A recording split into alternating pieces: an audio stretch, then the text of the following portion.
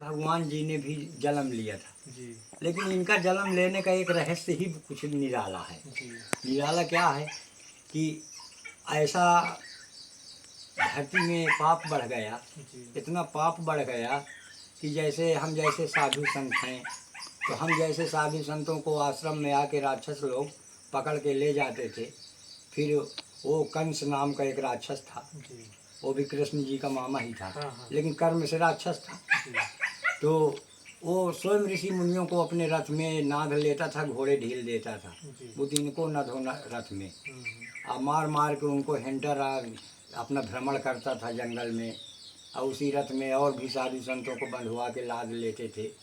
भारी अत्याचार हो रहा भगवान था, बहुत मतलब अत्याचार करते थे। इतना अत्याचार कि स्वयं धरती माता नारायण जी के पास गई जी कि हे प्रभु, अब पाप इतना ज़्यादा भारी हो गया है कि अब मुझसे सहन के बाहर है, मैं इतना पाप लाद के नहीं रह सकती, मेरा उद्धार करिए नारायण। जी तो फिर भगवान ने कहा था धरती माता को कि आप अपने जगह में स्थित रहिए, अब वो समय आ गया है कि हम जन्म लेंगे या इन सब पापों का नाश करेंगे, नाश आके करेंगे जी सबको सकून शांति मिलेगी। जी फिर से साधु संत भक्त लोग अपने अपने घर में भगवान कृष्ण जी का जन्मदिन मना सकते हैं, जिसके जितनी हैसियत है अपने हैसियत के हिसाब से वो भगवान का जन्मदिन मनाए।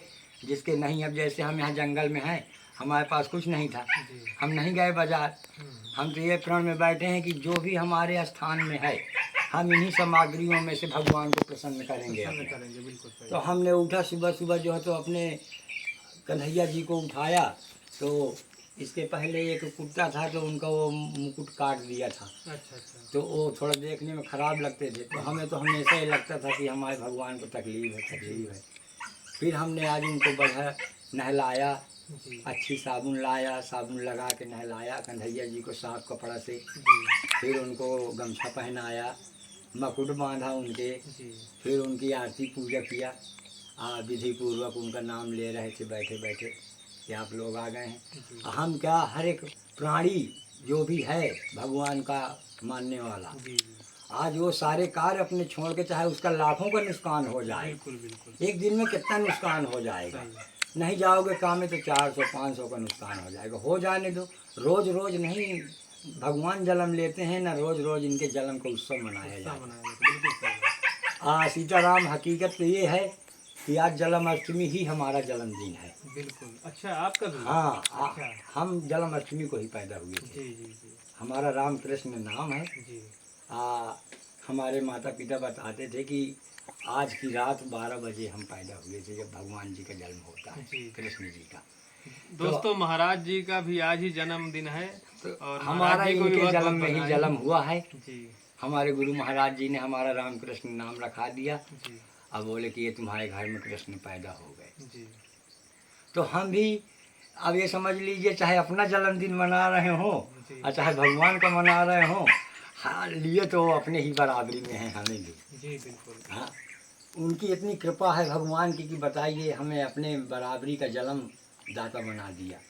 हाँ, नहीं हम लोग क्या हैं उनके आगे, कुछ नहीं। भुनगे के समान है, जैसे भुनगे उड़ रहे हैं हमारे आगे।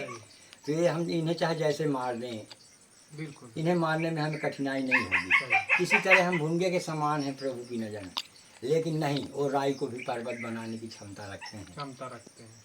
तो ये मान लीजिए कि वो राई को पर्वत बना दिए हो कि साधारण मनुष्य को अपने बराबरी में जन्म दे के पर हम ये कहेंगे कि जैसे उन्होंने हमें माना है, हमारे ऊपर कृपा किया है, जी जी तो हम उनके बनाए हुए आदर्श पे या धर्म पे या मर्यादा पे ही सब दिन चले हैं, बचपन से ही आज तक। बिल्कुल हमने उनके बनाए हुए कोई भी ऐसे कार्य में हस्तक्षेप नहीं किया जिससे हमारे प्रकृति को और हमारे समाज को तकलीफ पहुँचे हमारे द्वारा।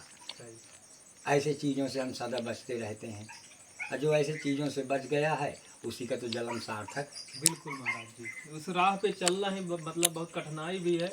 आज हमें भगवान जी का जन्मदिन का व्रत रहने से और इनका नाम सुमिरने से न जाने हमारे जीवन की कौन सी बंद रास्ता खुल जाए आगे का। कल से हमारे लिए न जाने कौन सी नई किरण खुल जाए, हमारे कायाकल्प हो जाए, हमारे भाग जाग जाएं। दया हुई रघुनाथ की बन गए तुलसीदास, तो एक साधारण मनुष्य को उन्होंने दया कर दिया तो वो उनको तुलसीदास कह दिया गया। स्वयं बजरंगबली जी उनके पास जाने लगे।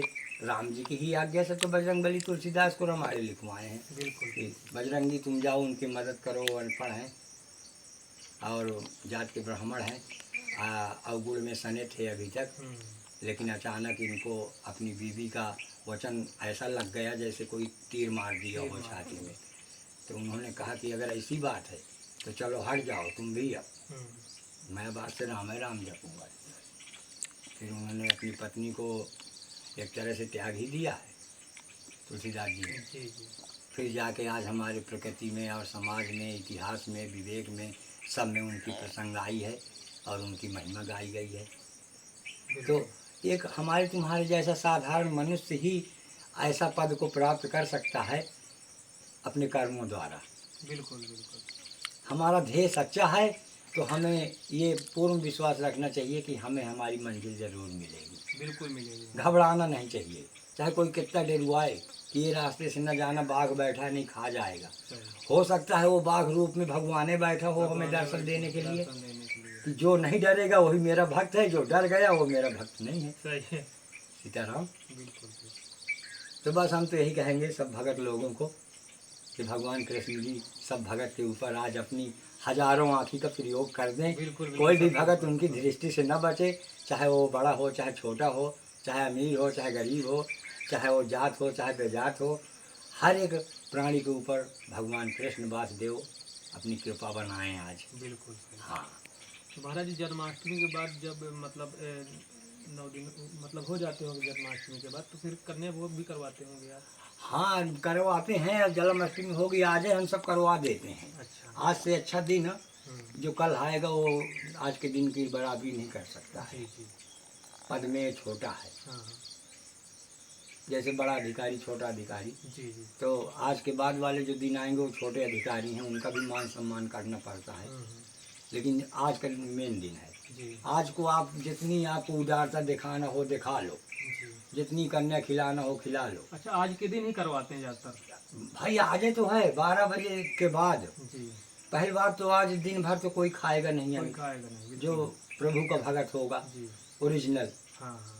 और जो लालची लोभी छलकपटी होंगे तो व्रत रह के भी पेट भर लेते पेट हैं। भर लेते हैं। सही है। आप आधा किलो मिठाई खा लिए तो आपके व्रत रहने का क्या मतलब है? वो तो आप 1 दर्जन केला खा लिए आपका पेट भर गया तो व्रत रहने का क्या मतलब है? सही। व्रत रहने का मतलब ये है कि हर वक्त इंसान को भूख का एहसास होता रहे जी जी।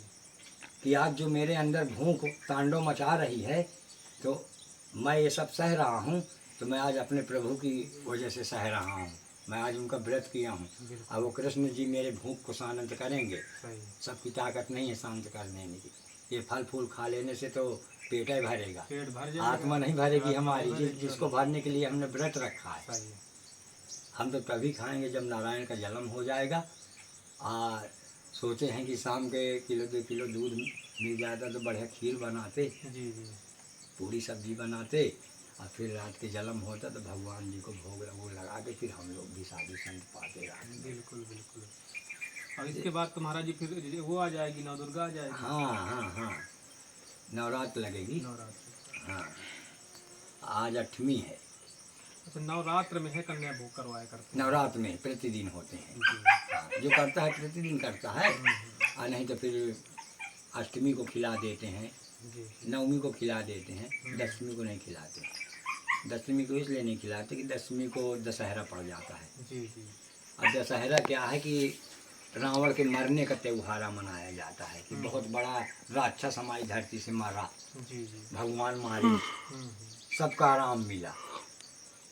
जिसके गरज देने से चिल्ला देने से औरतों के गर्भ गिर जाते थे, अब वो हादसे नहीं होंगे। रावण मर गया, कोई चिल्लाने वाला नहीं है, कोई औरत का गर्भ नहीं गिरेगा। अच्छा, ऐसा भी होता तुम्हारा? कितने देवी देवताओं को वो बंदी बना के रख लेता था अपनी लंका में, अब कोई बंदी नहीं देवी देवताओं को बना पाता।